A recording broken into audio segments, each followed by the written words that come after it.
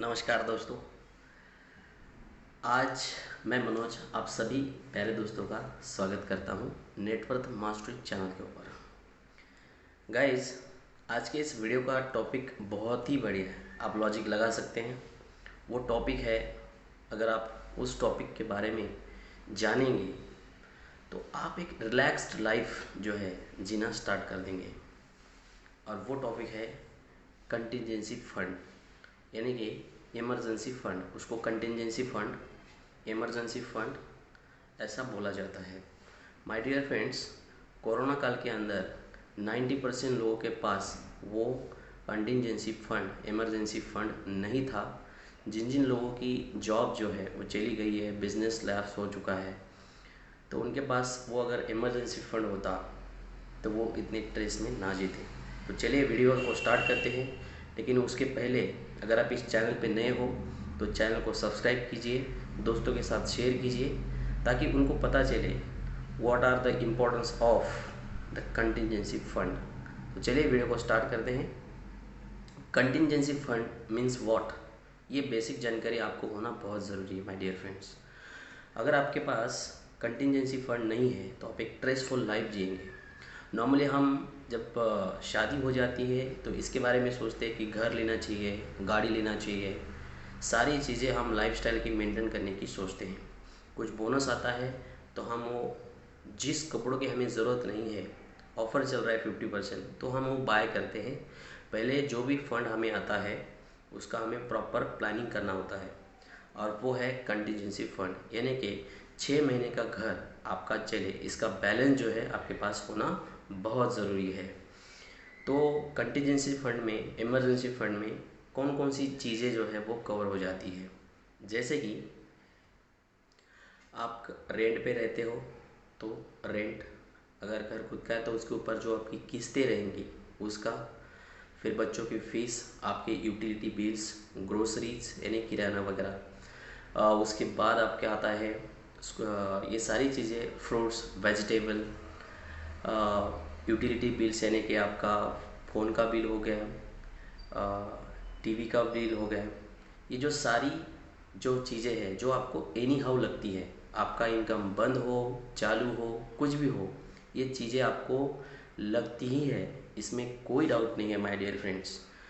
लेकिन अगर pandemic situation के अंदर आपकी जॉब लॉस हो जाती है, बिजनेस ठीक से नहीं होता है, तो ये कंटिजेंसी फंड जो है आपके पास होना बहुत ज़रूरी है। अभी ये कितना होना चाहिए? मान लो आपका सारा 10,000 रुपये आपका होम लोन का ईएमआई जाता है, 5,000 आपको किराने के लगते हैं, utility bills, TV, education fees, ये सब कुल मिला के आपको 25,000 रुपये मंथली आपका खर्चा है, सारी चीज़ों को मिला के। तो इंटू 6, 25 × 6 आपको करना है, तो बैलेंस आता है 1.5 लाख रुपये। और वो 1.5 लाख रुपये आपको क्या करना है, एक एफडी अकाउंट में आपको डिपॉजिट करके रखना है। उस फंड को तब तक हाथ नहीं लगाना जब तक सारी चीज़ें आपके गले तक ना आ जाए, उस फंड को आपको हाथ लगाना ही नहीं है। अभी एफडी में क्यों सेव करना है? नॉर्मली अगर हम सेविंग अकाउंट में रखते हैं तो उसको 2.50 या 2% इतना ही रेट ऑफ इंटरेस्ट मिलता है, जो इन्फ्लेशन रेट को जो है वो बीट नहीं करता है। नॉर्मली इन्फ्लेशन रेट है पर ईयर 5 to 7%। अभी 5 to 7% जो भी इन्फ्लेशन रेट है उसको अगर आप बीट नहीं कर पाओगे, तो जो भी मान लो आपने एफडी में 1 लाख रुपीज़ रखा है और इन्फ्लेशन रेट पर ईयर 5% से बढ़ रहा है, तो अगले साल की आपके जो पैसों की वैल्यू है वो सिर्फ 95,000 हो जाएगी। तो आपको ये जो इमरजेंसी फंड है आपको एफडी में उसको डिपॉजिट करके रखना है। जिस दिन आप ये एफडी में डिपॉजिट करके रखोगे तो उसके ऊपर पर annum आपको 5,500 रुपये का इंटरेस्ट जो है वो मिल जाता है, और वो इन्फ्लेशन रेट को बीट करता है। अभी एफडी में क्यों? अभी एफडी में सबसे बड़ा ऑप्शन है कि कुछ बहुत सारी बैंक है एफडी ब्रेकिंग चार्जेस नहीं लेती है, ब्रेकिंग चार्जेस नहीं है, डिपॉजिट करने के चार्जेस नहीं है। इसमें सबसे बेस्ट अगर ऑप्शन कोई है तो that is Paytm. Paytm bank जो है वो आपको एक ऑप्शन देती है जिनका इंडसइंड बैंक के साथ टाई अप है। तो आपका जो पेटीएम अकाउंट है उसमें एक एफडी, क्रिएट योर एफडी, इसमें आप अपना जो कंटिजेंसी फंड है, इमरजेंसी फंड है, वो डिपॉजिट करके रख सकते हैं, जिसमें नॉर्मली रेट ऑफ इंटरेस्ट पर आनम 5.5 है।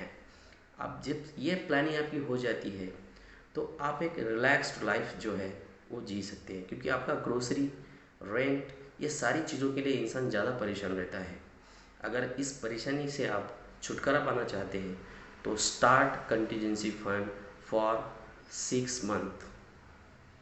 Finally, thanks to watching this video. Have a nice day दोस्तों। Thank you.